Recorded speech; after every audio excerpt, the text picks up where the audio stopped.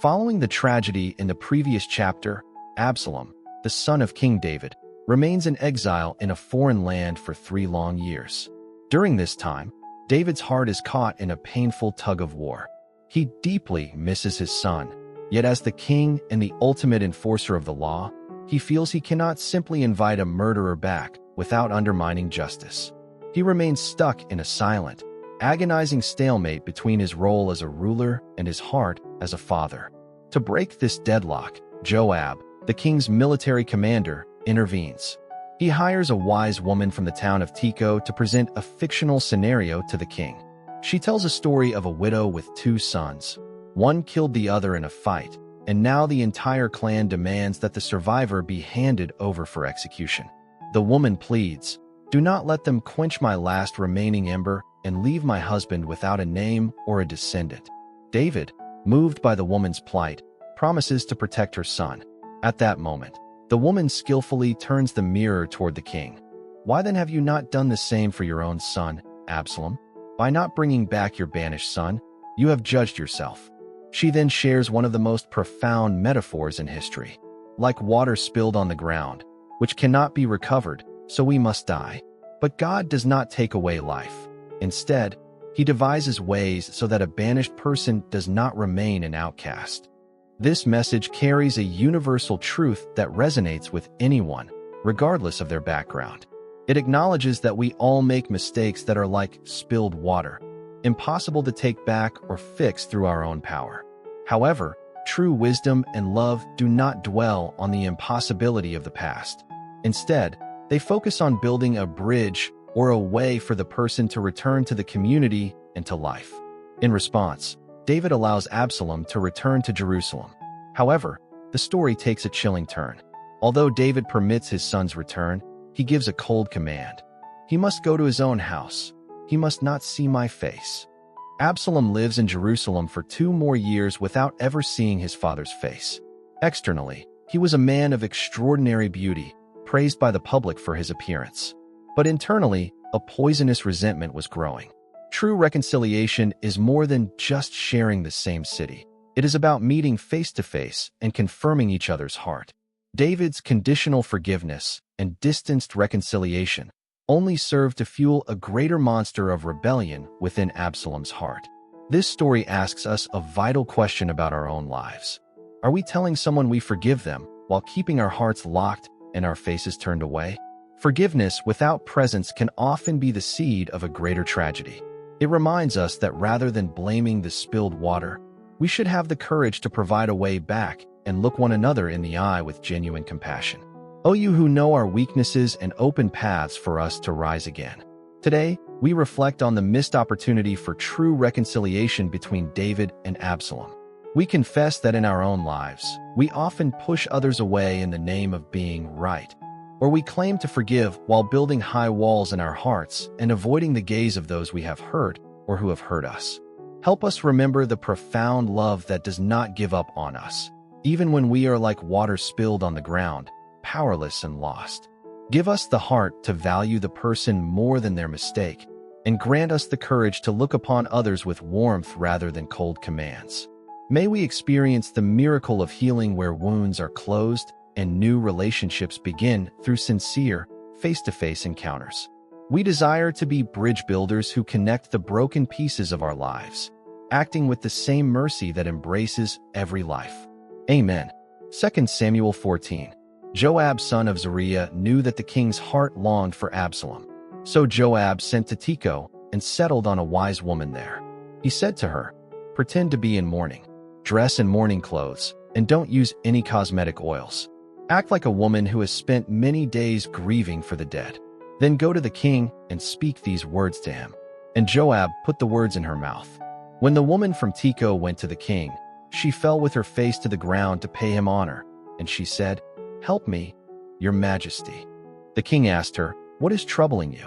She said, "I am a widow, my husband is dead. I, your servant, had 2 sons. They got into a fight with each other in the field, and no one was there to separate them. One struck the other and killed him. Now the whole clan has risen up against your servant. They say, 'Hand over the one who struck his brother down, so that we may put him to death for the life of the brother he killed.' then we will get rid of the heir as well. They would put out the last coal I have left, and leave my husband neither name nor descendant on the face of the earth."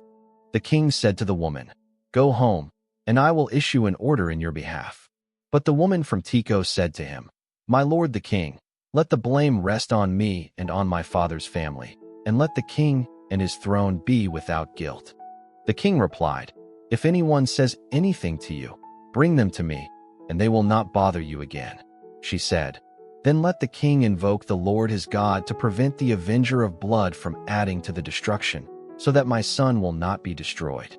As surely as the Lord lives," he said, "not a hair of your son's head will fall to the ground." Then the woman said, "Let your servant speak a word to my lord the king." "Speak," he replied. The woman said, "Why then have you devised a thing like this against the people of God? When the king says this, does he not convict himself? For he has not brought back his banished son, like water spilled on the ground, which cannot be recovered, so we must die. But God does not take away life. Instead, he devises ways so that a banished person does not remain an outcast from him. And now I have come to say this to my lord the king, because the people have made me afraid. Your servant thought, I will speak to the king. Perhaps he will do what his servant asks. Perhaps the king will agree to deliver his servant from the hand of the man who is trying to cut off both me and my son from the inheritance God gave us. And now your servant says, May the word of my lord the king bring me rest. For my lord the king is like an angel of God in discerning good and evil. May the Lord your God be with you." Then the king said to the woman, "Do not keep from me the answer to what I am about to ask you. Let my lord the king speak." The woman said. The king asked, "Is the hand of Joab with you in all this?" The woman answered, "As surely as you live, my lord the king, no one can turn to the right or to the left from anything my lord the king says. Yes, it was your servant Joab who instructed me to do this, and who put all these words into the mouth of your servant. Your servant Joab did this to change the present situation. May Lord has wisdom like that of an angel of God. He knows everything that happens in the land." The king said to Joab, "Very well, I will do it. Go, bring back the young man Absalom." Joab fell with his face to the ground to pay honor to the king, and he blessed the king. Joab said, "Today your servant knows that he has found favor in your eyes, my lord the king, because the king has granted his servant's request." Then Joab went to Geshur and brought Absalom back to Jerusalem. But the king said, "He must go to his own house. He must not see my face." So Absalom went to his own house and did not see the face of the king. In all Israel there was not a man so highly praised for his handsome appearance as Absalom. From the sole of his foot to the crown of his head, there was no blemish in him. Whenever he cut the hair of his head, he used to cut his hair once a year because it became too heavy for him. He would weigh it, and its weight was 200 shekels by the royal standard. 3 sons and a daughter were born to Absalom. His daughter's name was Tamar, and she became a beautiful woman.